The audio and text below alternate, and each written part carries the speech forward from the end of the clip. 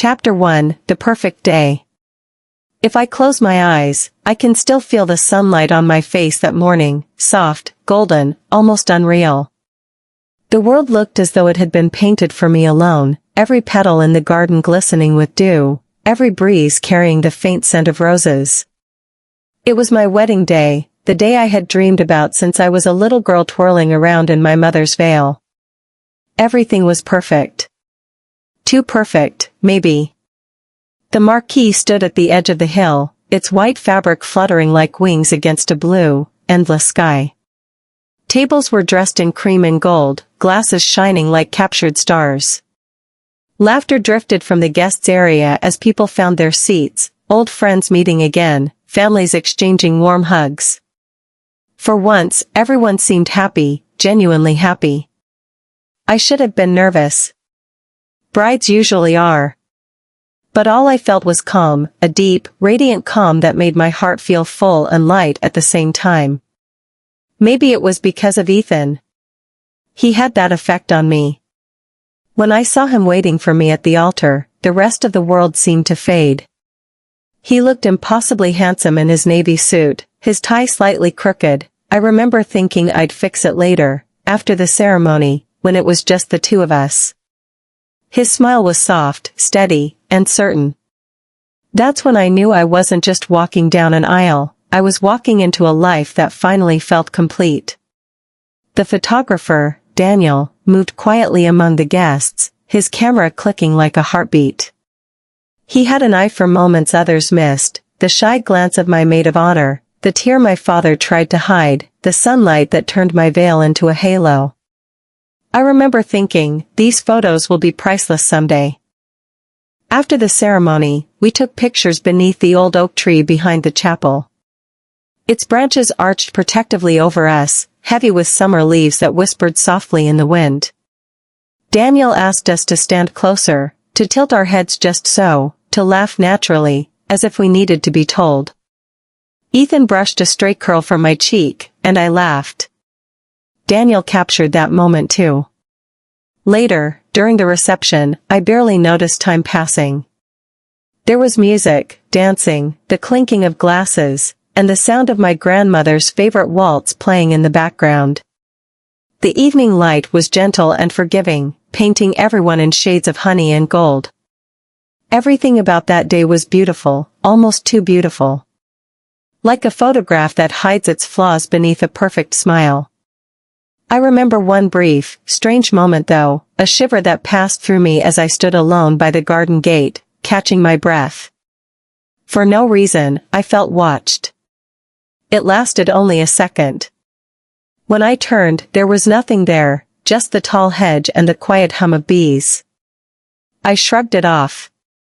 Weddings make people emotional, maybe my nerves had finally caught up with me. When the night ended, Ethan held my hand as we watched the guests drift away, their laughter fading into the distance. The moon hung low and full, the sky soft and silver. I thought it was the perfect ending to a perfect day. I had no idea that somewhere inside Daniel's camera, something, or someone else had been captured too. At that moment, I was certain my life was beginning exactly the way it was meant to. I couldn't have known that within a week, one phone call from Daniel would change how I remembered every second of that day. Because sometimes, perfection hides something you're not meant to see. Chapter 2, The Golden Memory. For the first few days after the wedding, life felt like one long dream, the kind you don't want to wake up from. Every time I looked at my wedding ring, I smiled. The metal caught the light and reminded me of that afternoon under the oak tree, of Ethan's steady hands as he slipped it onto my finger. Our honeymoon was simple but sweet, a small cabin by the coast, the sound of waves brushing the shore at night, and mornings filled with coffee, laughter, and soft sea air. We were newly married, dizzy with happiness, and everything felt right. We talked for hours about our future, about buying a house, maybe starting a family one day. Every time Ethan looked at me, there was that same expression I'd seen at the altar, certainty. The quiet kind of love that didn't need grand words to prove itself. I remember saying, I wish my mom could have seen all this. He squeezed my hand gently. She did, Claire. I'm sure she did. I smiled, though my throat felt tight. I had lost her 3 years before, suddenly, without warning. She'd been my best friend, my guiding light, the one person who could calm every storm inside me. Losing her had left a space nothing else could fill. Maybe that's why I wanted everything about my wedding to be perfect.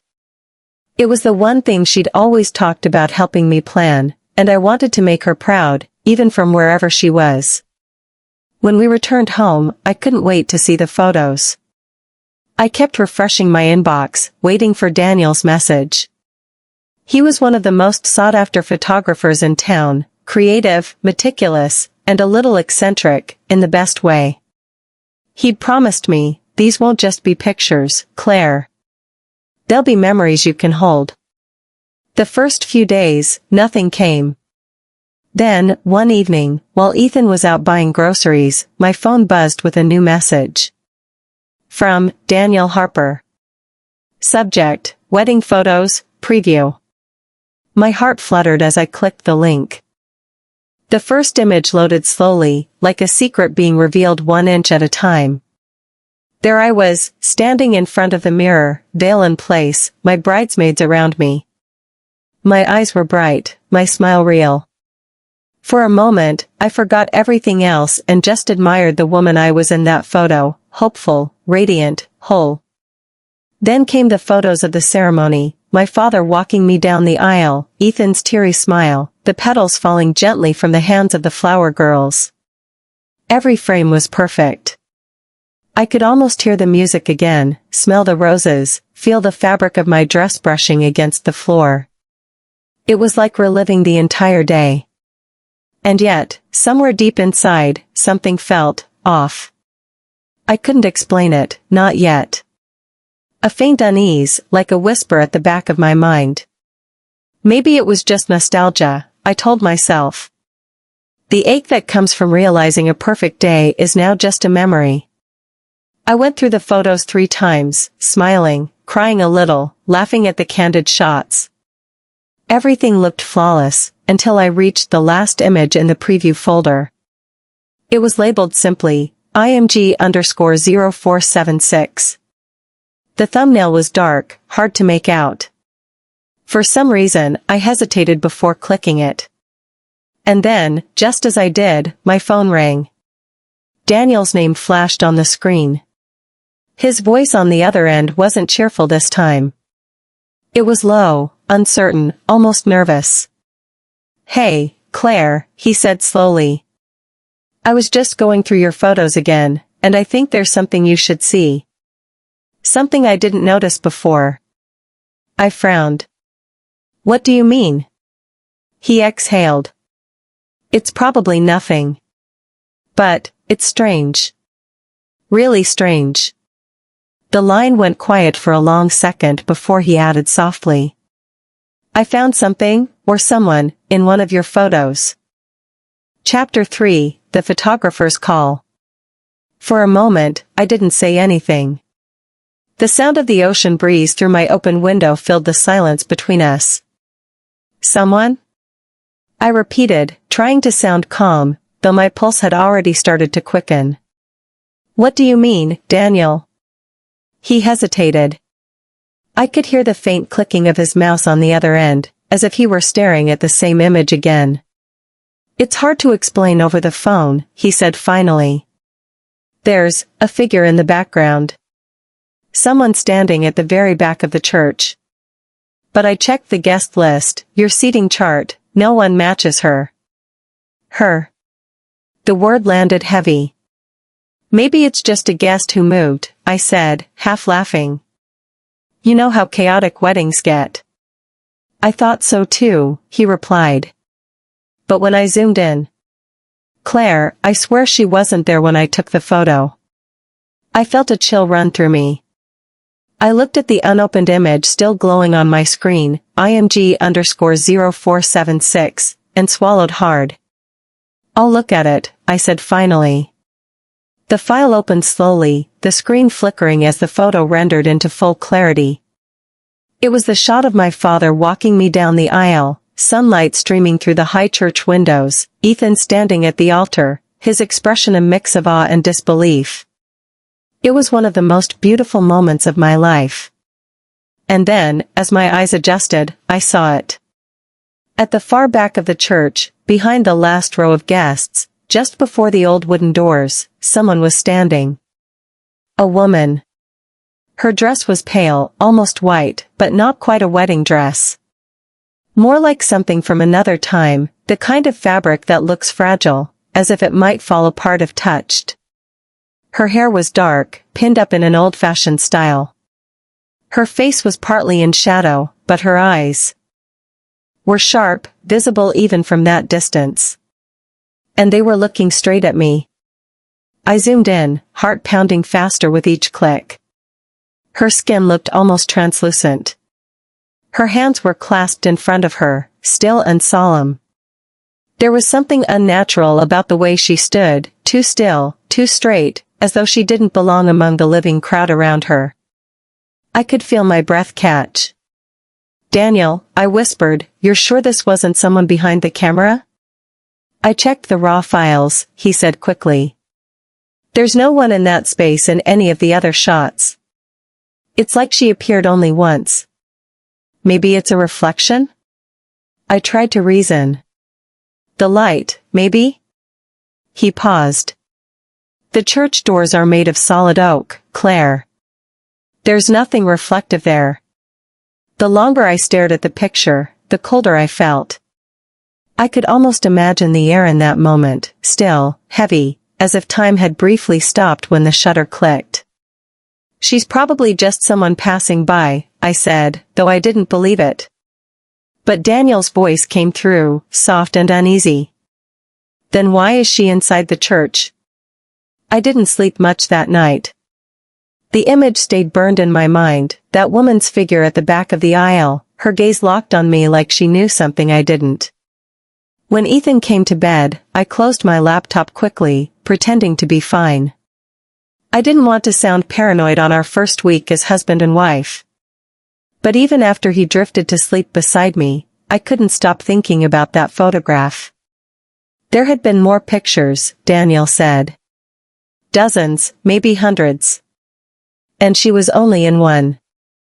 One perfect shot, the moment I thought my life began, and somewhere, in the background, a stranger had been watching me. And somehow, I had the feeling that this wasn't over. Not even close. Chapter 4, The Woman at the Back. The next morning, sunlight spilled across our bedroom floor, bright and golden, but it didn't feel warm. I woke with the uneasy weight of the night still pressing on my chest.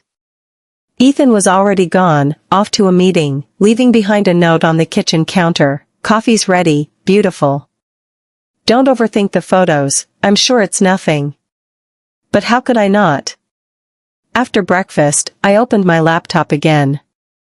I told myself I'd look at the picture one more time, just to put my mind at ease. Just to prove it was all some trick of light or movement. But the moment the image appeared, that calm I was trying to build cracked apart. The woman was still there, perfectly clear. The guests in the rows ahead looked joyful, relaxed, some turning to watch me, others holding cameras or tissues, but she stood apart from all of it. Her expression was unreadable. Not sad, not angry, not even blank. Just, knowing. There was something about her eyes that unsettled me. Even zoomed out, they seemed sharp enough to cut through the frame, as if she were looking right past the lens, right through Daniel, right into me. And for a second, I had the strangest thought, maybe she's not in the picture. Maybe I'm in hers. My phone buzzed, making me jump. It was Daniel again. "Claire, are you home?" His tone was hesitant, like he wasn't sure whether he should have called. "Yeah," I said, forcing a laugh. Still obsessing over that ghost in the photo. He didn't laugh. "It's not just that one picture." My fingers froze. "What do you mean?" "I went through the rest of the files last night. There's another one, from the reception, when you and Ethan cut the cake. She's there again. My pulse quickened. That's impossible. I thought so too, he said, but it's her, Claire. The same woman. Same dress. Same face. He sent the image while we were still on the call. The email arrived instantly, and for a moment I couldn't bring myself to open it. But curiosity, or maybe fear, won. It was the shot of Ethan and me standing by the cake, everyone cheering around us, sparklers glowing in the dim light. It was one of my favorite memories of the night, or it had been. Because there she was again. In the background mirror, just behind our reflection, stood the same woman. Only this time, she was closer. The details of her face were clearer, sharp cheekbones, dark eyes, lips slightly parted as if she were whispering something I couldn't hear. I felt my throat go dry. Daniel, I whispered, is this a prank? Please tell me you're messing with me. I swear, I'm not, he said. Look at the timestamp. There's no editing, no double exposure. I can send you the raw file if you want. I leaned closer to the screen. Something about the angle of her face made my stomach twist. There was a faint shimmer near her, a blur, like heat distortion. But she didn't look ghostly in the cliché sense, she looked real. Too real.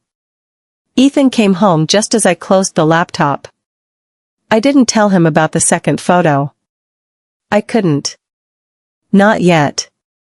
He'd already brushed off the first one, and I didn't want to sound like I was spiraling. But that night, as we lay in bed, I couldn't sleep. I kept thinking about her, the woman at the back of the church, now standing in the mirror behind me. She wasn't moving, wasn't fading. She was just there, slipping quietly from one memory to the next. And the strangest thing of all? The more I looked at her face in my mind, the more I felt like I'd seen her before. Somewhere. Chapter 5, the second photo. Sleep was impossible that night. Every time I closed my eyes, I saw her, that woman, standing quietly behind me in the mirror, her eyes steady, her presence almost deliberate. Not an accident, not a trick of light, but something intentional. By morning, I felt hollow. Ethan noticed, of course. Hey, he said gently, brushing my hair from my face. You look like you've been awake all night. I tried to smile. Just couldn't sleep. He kissed my forehead. Then stop looking at those photos, he teased softly. You'll drive yourself crazy. I laughed because that's what he expected me to do, but the sound felt foreign, almost forced. When he left for work, I went straight to my laptop. I knew I shouldn't, but I had to see her again. The second photo from the reception opened slowly, and even though I'd already seen it with Daniel, the sight still made my stomach tighten. There we were, Ethan and I, smiling, hands joined around the cake knife. Everyone around us was laughing. The room glowed with soft golden light. It should have been a happy image. And yet, in the reflection of the mirror behind us, the woman stood again. Closer. This time, her features were unmistakable. Her face wasn't pale from blur, it was pale like candle wax, smooth, almost luminous. Her eyes were dark, and something in them looked heartbreakingly familiar. Her lips were curved slightly upward, not a smile exactly, but something in between sadness and pride. I stared at her for a long time, my fingers trembling over the trackpad. Then, without really thinking, I opened the folder where I kept my old family photos, the ones my mother had taken before she died. I clicked through dozens of them, birthdays, vacations, Christmas mornings. And then I stopped. There she was. In a photo from my parents' wedding, standing next to my mother, young, radiant, full of laughter. The woman was wearing the same delicate veil. The same one I had worn on my own wedding day. My heart began to race. The resemblance was undeniable. It was my mother. Only, it couldn't be. She had died 3 years ago, a heart attack, sudden and cruel. I had begged the world for one more day with her, one more conversation, but grief doesn't make bargains. I'd never seen her ghost, never heard her voice, just dreams that faded with morning. But this wasn't a dream. This was real. I zoomed in again on the wedding photo. The veil, the hair, the shape of her hands, all identical. My mother had promised she'd be with me on my wedding day, even if she couldn't be in person. We had joked about it, sitting on the porch one evening, before she got sick. Even if I have to haunt the church, I'll be there, watching you walk down that aisle. At the time, I'd laughed so hard I cried. Now, that promise echoed like a whisper I couldn't unhear. I picked up my phone and called Daniel. "I know who she is," I said quietly. He sounded relieved and confused at once. "You do?" "It's my mother." There was silence for a long moment. "Your mother?" he repeated softly. "But, Claire, that's impossible, isn't it?" "Yeah," I said, my voice shaking. "It is." After the call, I sat there staring at both pictures, the church and the reception, the woman watching over me in both, silent, calm, almost gentle. And for the first time, the fear began to fade, replaced by something else, a strange warmth in my chest, a lump in my throat. Maybe it wasn't a haunting. Maybe it was a promise kept. But even as I thought that, I couldn't ignore one detail that didn't fit, something I hadn't noticed before. In the church photo, she was standing at the very back. In the reception mirror, she was closer. Almost as if she were moving toward me. Chapter 6, The Face I Knew. For the rest of the day, I couldn't concentrate on anything. Every sound in the house seemed sharper, the hum of the refrigerator, the ticking of the clock, the soft creak of the hallway floorboards. It felt like the walls themselves were holding their breath, waiting. I tried to tell myself that I wasn't afraid. That this was my mother, the woman who'd kissed my scraped knees and sang me to sleep. Not some ghostly stranger. Not something to fear. But then why did my heart race every time I looked at those pictures? That night, Ethan came home early. I'd tried to hide the laptop, but he noticed anyway. "Still looking at them?" he asked gently. I nodded. "There's something I need to tell you." I showed him the 2 photos, the one from the church and the one from the reception. He leaned forward, studying them closely, his brows furrowing. "Do you see her?" I asked, my voice barely above a whisper. He hesitated. "Yeah. I see someone. But it could be anyone, Claire. Maybe a guest who walked in late?" I shook my head. "No. Look at her face. Look carefully." He squinted, then sighed. "Okay, she does kind of look like your mom. But it's impossible, right? Maybe it's an old relative who looks similar. Or some weird digital glitch." His words were calm, reasonable, exactly what I should have believed. But deep down, I couldn't. That night, while Ethan slept, I opened my mother's old photo albums again. I found one of her standing by the window in her favorite white dress, light streaming through her hair. The same profile. The same delicate curve of her jaw. And then I noticed something I'd never seen before. In the old photo, she was wearing a small silver pendant. A tiny locket shaped like a teardrop. My heart stopped. I zoomed in on the church photo. There, faintly visible against the pale dress of the mysterious woman, was the same locket. The same shape, the same soft glint of silver. It was her. There was no question anymore. I sat back, shaking, torn between disbelief and wonder. Tears filled my eyes, but they weren't entirely sad ones. She'd been there. She'd really been there. Watching me, just like she said she would. Mom, I whispered into the silence, were you really there? For a moment, nothing. Just the stillness of the night. Then, somewhere in the hallway, a faint sound, the soft creak of a floorboard. I froze. Our old house creaked often, but this was different. This was slow, deliberate, like the sound of footsteps moving closer. Ethan? I called quietly. No answer. His steady breathing came from the other side of the bed. He was asleep. I held my breath, listening. The sound stopped. Then came a whisper of cool air against my cheek, gentle, almost affectionate, like the brush of a hand that wasn't there. Every instinct told me to be afraid, but instead I felt peace. Warmth. Like the feeling you get when someone you love is standing behind you. I turned, but of course, there was nothing there, just the faint shimmer of moonlight on the wall. Still, I whispered again, Mom? The room stayed silent, but I could have sworn I smelled her perfume, soft lilac and vanilla, the scent that used to linger in her hugs. The next morning, Daniel called again. I've been thinking, he said cautiously, would you like me to delete the photos? Some clients prefer not to keep anything that feels unsettling. No, I said immediately. Don't delete them. He paused. Are you sure? Yes. I think she wanted me to see them.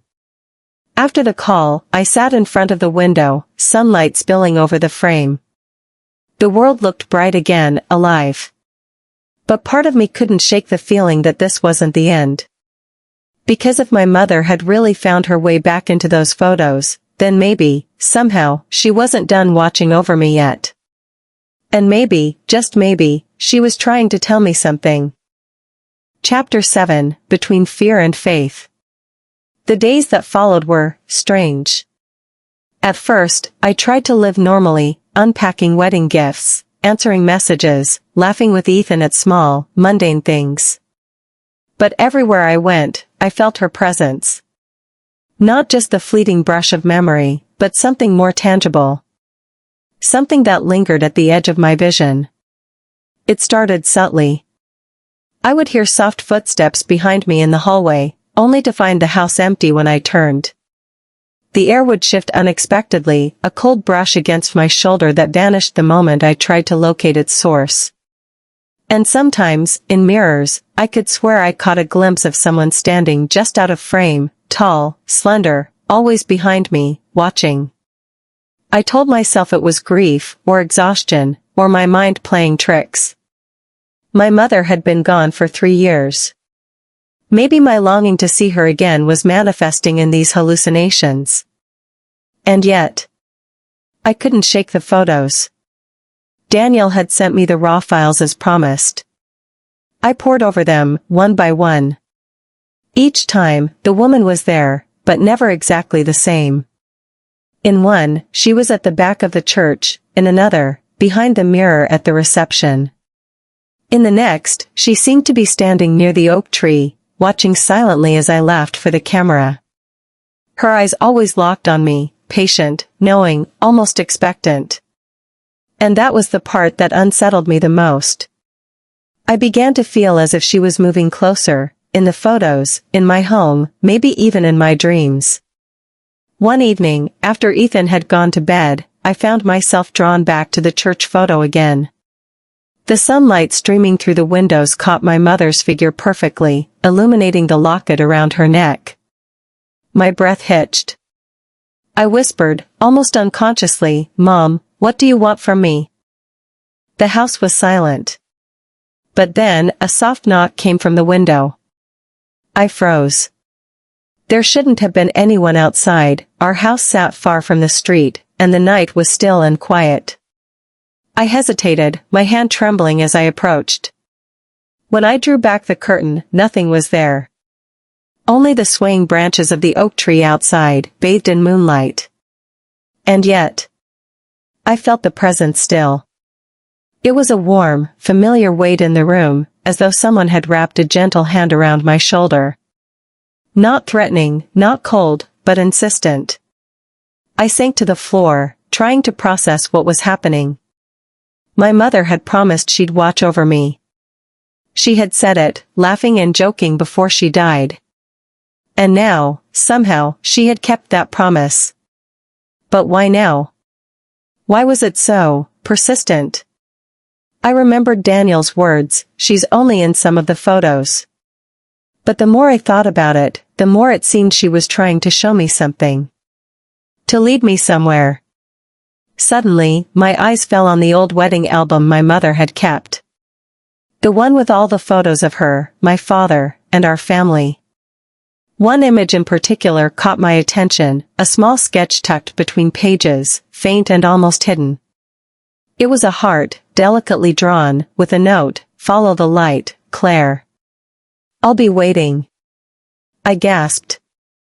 Was she trying to communicate with me? Through memories, through photographs, through whispers and shadows? I realized then that my fear was slowly transforming into something else, faith. Faith that she was here. Faith that she wasn't gone. Faith that she had a reason for being present, for showing herself in these quiet, deliberate ways. But alongside that faith was a thread of unease. If she was moving closer, if she was trying to tell me something, then what exactly did she want me to see? That night, I sat by the window, staring at the moonlit garden, clutching the photo album to my chest. The world outside was calm, still. And yet, I felt it, the whisper of her presence, like the rustling of leaves, like the faint brush of a hand against mine. I didn't know whether to be comforted or terrified. But I knew one thing, my life was no longer entirely my own. And whatever my mother was trying to show me, I would have to see it through. Chapter 8, Proof of Love. The days that followed felt suspended in a strange, fragile space between reality and memory. I could no longer deny it, my mother was present, but not in the way ghosts haunt stories.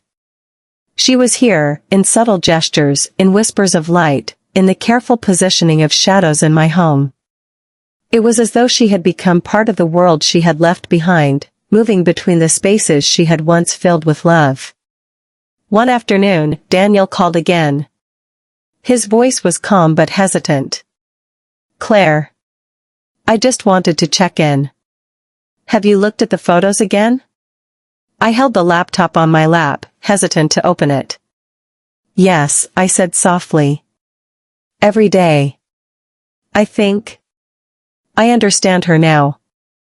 There was silence on the line. Understand? She's trying to show me that she's here. That she always was, even when I couldn't see her. I had to notice her, to pay attention. Daniel exhaled. "I think I understand. But Claire, some of these photos, they're strange. Almost too perfect. Almost like they're telling a story." "Yes," I whispered. "That's it. She is telling me a story." Later that evening, I sat in our living room, flipping through the photos once more. I had noticed a pattern. The church photo. The reception mirror. The oak tree. Each image led naturally to the next, as if she were guiding me along a path I hadn't known existed. And then I realized something. The final photo I had yet to examine closely was the one Daniel had taken of the bouquet toss. I opened it, holding my breath. The guests were laughing, reaching upward to catch the flowers, arms extended, faces lit with joy. And there, in the background, she stood, smiling fully now, unmistakably, as if relieved. The silver locket caught the light, gleaming just like the first day she had worn it. It hit me then, the pattern wasn't just about being present. She had been guiding me. Every step of the wedding day, every memory, every photograph, all of it had been a way to remind me that love doesn't vanish, that even in absence, it lingers, waiting to be noticed. Tears streamed down my face. I whispered into the stillness of the room, "Mom. I see you. I hear you. I love you too." At that moment, the air shifted. A gentle warmth surrounded me, wrapping me in a feeling that was almost like a hug. The kind of hug my mother used to give, the one that made all the worries of the world disappear. I felt peace. Real, tangible peace. Ethan walked in quietly, holding 2 mugs of tea. "Claire?" he asked softly. I looked up at him, smiling through the tears. "She's here," I said. Ethan blinked, unsure of what I meant. I took his hand and showed him the final photo. "Look," I said. "She was with me all along. Watching, guiding, loving." He studied the image, then looked at me. You really feel that?" "Yes," I whispered. "I do. And I finally understand. She didn't leave me. She never did. This is her way of telling me that love never truly goes away." That night, I placed the photos carefully in a new album, the wedding album that would now hold a story beyond our wedding day. A story of a mother who had loved too deeply to leave completely. As I closed the album, I felt her presence one last time. Not distant, not ghostly, but warm, comforting, final. And for the first time since her passing, I smiled without the edge of sadness. Because love had kept its promise. And now, so had I.